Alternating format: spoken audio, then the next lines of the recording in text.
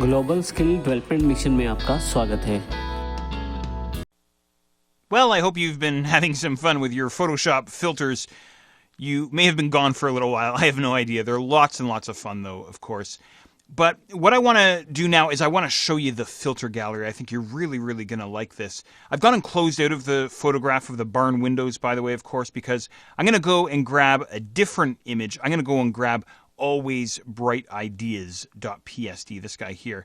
And what I want to do is I want to use my filter gallery on this guy to create some kind of an artistic effect. Maybe I want to make it look like this guy was painted on canvas or painted using watercolors or something like that. Now, give me just a moment here. This guy doesn't have a background, right? So inside the layers panel, what I'm going to do super quick here is I'm going to go and create a fill color layer, the solid color fill layer, solid white here, something like this, just so he has a background.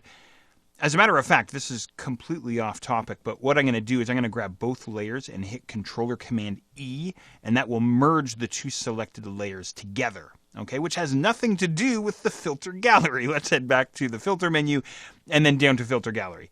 So you've been messing around and having some fun with filters so far inside Photoshop, I hope. There's even more inside the filter gallery, more filters, more special effects that we have available to us. This dialog box is probably the largest dialog box I've ever encountered. It's huge. Of course, over on the left-hand side, we have this huge preview window.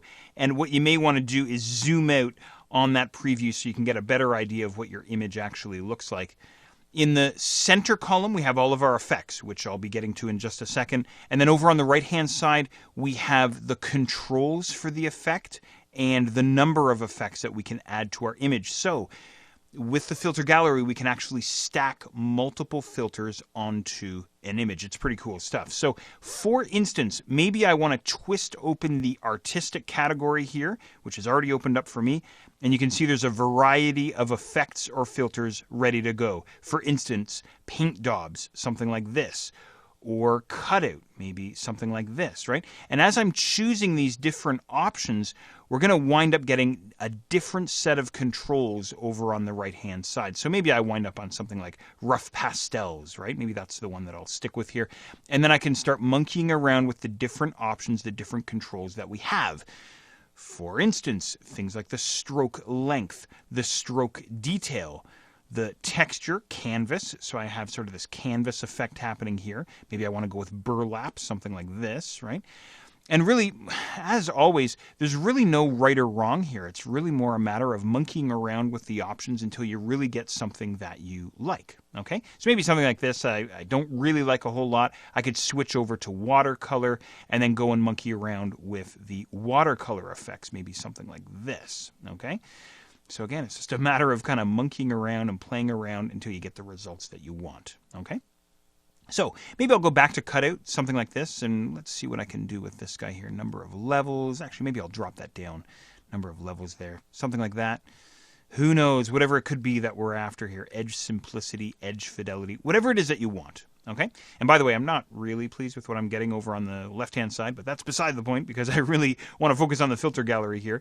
So I'm monkeying around here. Now, what's cool about the filter gallery, and I alluded to this just a moment ago, is we can actually stack multiple filters on top of one another. So check this out. What I'm going to do is down towards the bottom right corner, I'm going to click on this guy here, New Effect Layer. And wouldn't you know it, we get a new effect down in this sort of this bottom right quadrant. Think of these guys as your layers. Okay, so now I have two cutout effects. I'm going to grab one of the cutouts, the topmost cutout, and what I'm going to do instead is I'm going to twist open Sketch, and what I'll do is I'll go and throw on a different effect, maybe graphic pen, something like this, or note paper, or halftone pattern, or whatever it is that I want. Okay, maybe watercolor paper. I think you get the idea here. Okay, so maybe I'll go with watercolor paper. Once again, I get a different set of controls up towards the top right that I can use to go and adjust the effect that I'm going to be applying to my image. Okay, now let me go back to something a little more decent looking here, maybe graphic pen, something like that. What's really cool here is these effects, as I say, are very similar to layers. So I can disable the view of one of the effects to go back to just the cutout, or I could go graphic pen and then disable cutout. Let me see what it looks like with just the graphic pen. So we can actually start stacking 3, 4, 5 different effects all on top of one another. It's pretty cool. Maybe something crazy like this. Who the heck knows what it could be that you're after? Okay, so all I do is I just make sure that I grab the correct effect layer before I start monkeying around with some of the different options that I have inside the center column. Okay, and usually what I try to do is keep these guys all collapsed and then go after individual options here, maybe patchwork or whatever it might be. Okay, so of course you can have tons and tons of fun with the filter gallery.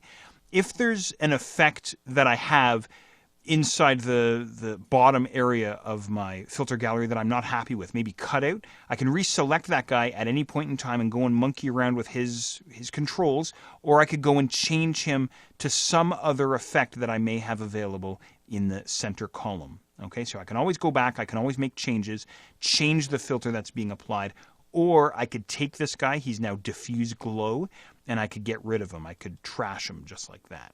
Okay? So, very flexible. You can spend as much time inside the filter gallery as you want, creating the effect that you want for your image. Once you're happy, go ahead and click on OK, and the set of filters that you had set up inside the filter gallery are now applied to your image, as we can see here. So, very cool stuff. I have to reinforce this, though, with you. The filters that we saw in the previous exercise, let's call them the standard filters inside Photoshop, and also the filters that we have inside the filter gallery are permanent changes to our image. There's no way to go back now and continue making our changes. Once I click on OK inside the filter gallery, that's it. So I've got to show you how to work with your filters in a non-destructive way. Let's see how to do that in the next exercise.